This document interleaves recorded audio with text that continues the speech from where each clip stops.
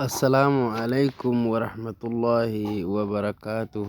أمتك بجمع كم جرت النجاة كيسني سنين جتشادا أرانت نوام بريدة تكون قبضي سنين دفع هجرة akkamitti fooloo teenya ol guddisuu dandeenyaa isa iyyuuf karaa salphaa tokkoon deemta. Aboo fooloo naa godha, aboo fooloo naa godha, aboo as na qaba, aboo achi na qaba. Kana hundaan if hin dararin kootu mala salphaa tokkoon si agarsiisa.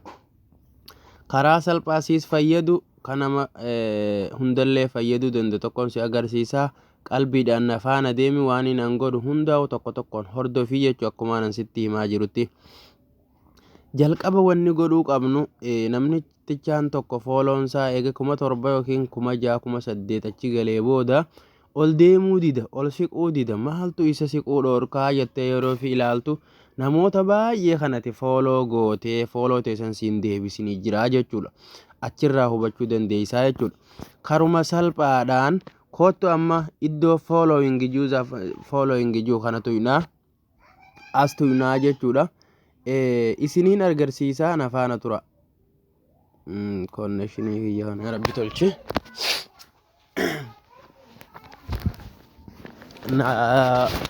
Naaf obsaa jechuudha. Hanqa konnekshinii kun hojjetutti inshaallah isiniin agarsiisaa. Sidiin agarsiisaa.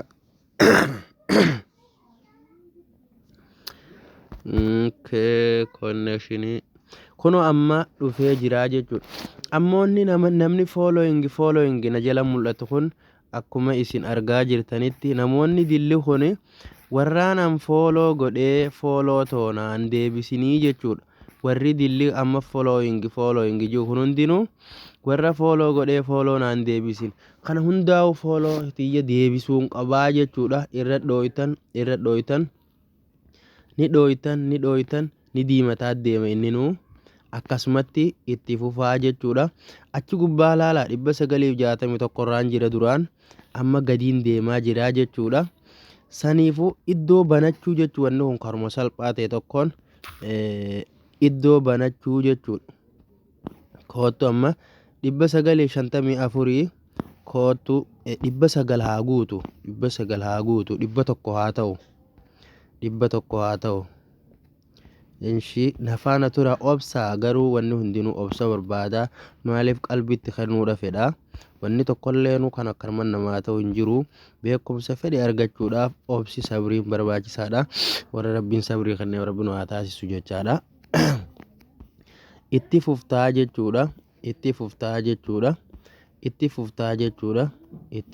jechuudha.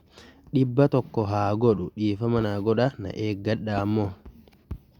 Hinoori naannoo takka mata duree isaa kana laaleetuma lakkii bookuni waan hin fayyanne jedhee ka oriihuun meeqaa jira jechuudha. Amma namoonni dilli kuni namootaan foolootti ergadhee yookiin fooloo na godhinaan jedhanii akkuma naan deebisinitti hafanii jiranii anallee hin fayyaduu saniifuu waan na fayyadaatiin hojjedhaa jechuudha. Akkasuma isinis kan fooloo gootanii fooloo isiniin deebisin akka kiyya kana jiru hundaa'u akka kiyya kana godhuudhaan karaa gabaabaa tokkoon fooloo teessan ol guddisuu ni dandeessanii jechuudha.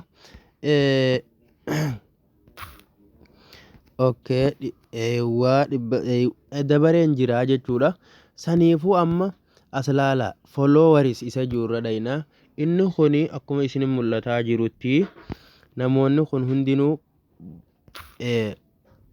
fooloo deebisuuf qabdanii namoota iddoo kanatti argatan maaliif jechuudha. Nama kana wajji dubbachuu akka dandeessuuf fooloo deebisuu qabda. 7,427 irra jira. Amma iddoo banaa tokko argannee jirraa jechuudha.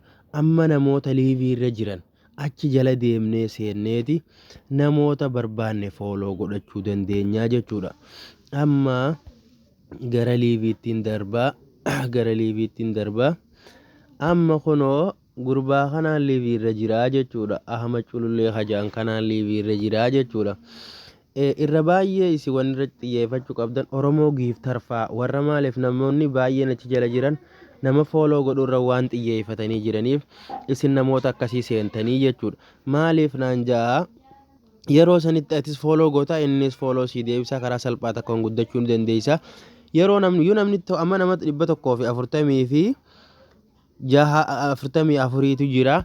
ani namoota 144 kana follow godheetumaan baa nama kana jala taa'ee dararamuun nan barbaachisu jechuudha.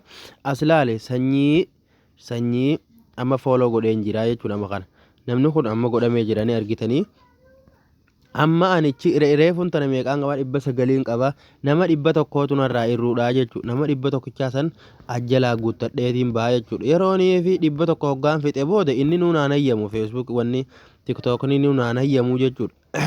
San booda na faana turaa haala kanaan itti fuftaniiti.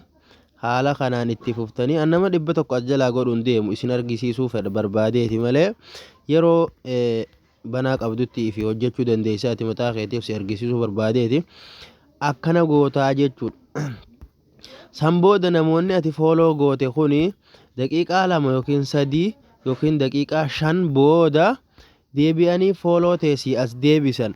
San keessa ammas namoota follow siin deebisin akkuma reefu isin agarsiise sanitti follow teessan irraa deebistanii ganda biraa dhayxanii follow nama biraa gootanii karaa salphaadhaan ol guddisuu dandeessanii jechuudha. TikTokni kun amala tokko qaba jara keenya wanni hubachuu qabdan gama jalqabaa kanatti 1,000 yookiin yeroo jalqaba lafaa kaatu follown ta'e 1,000 guutuudhaaf yookiin 2,000 guutuudhaaf hanga 3,000tti akka baay'ee ta'e oloo fiigaa jechuudha.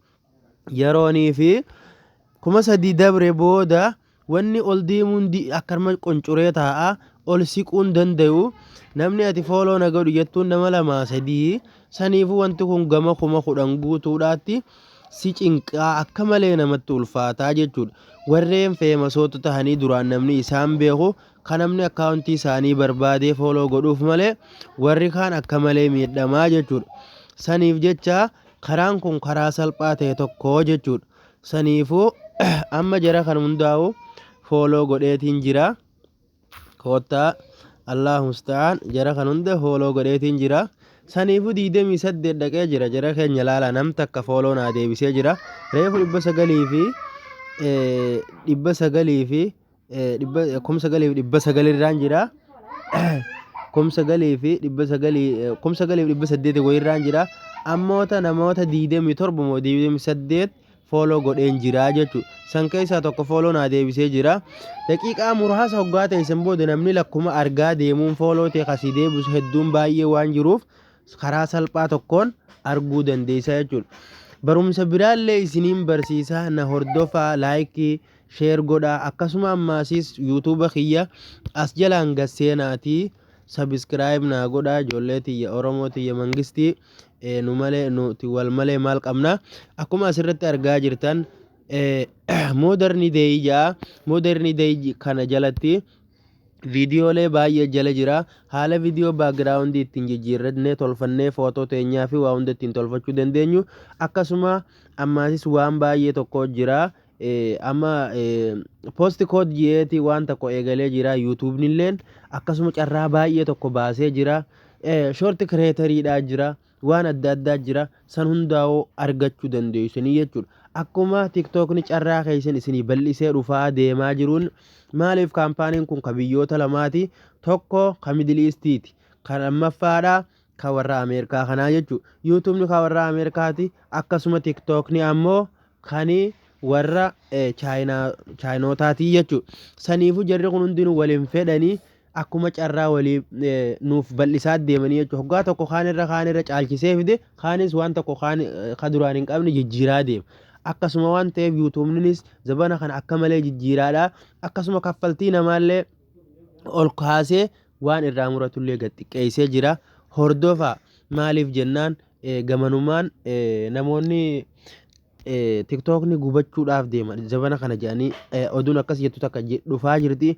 Maaliif warri Ameerikaanonni kuni maaliif jechuun pilaastooriin kasaaniiti pilaastoorii irraa yoo waan san dhabamsiisan ta'e TikToka nutillee wal arguu hin dandeenyu jechuudha. Sanumaafuu yuutuubii kanaan nu hordofaa jechaadha.